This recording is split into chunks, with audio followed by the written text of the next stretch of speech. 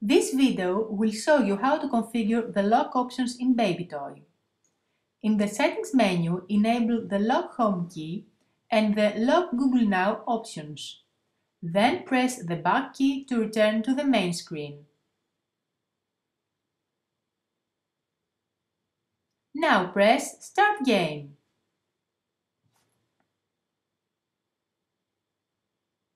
The first time you start with the lock options enabled, a configuration dialog will appear.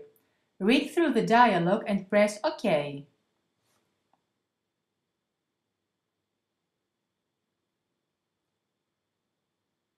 The first pop-up that comes up is to override the Google Now gesture. Select BabyToy and press Always. The second pop-up is to override the Home key on the device. Again, select BabyToy and press Always.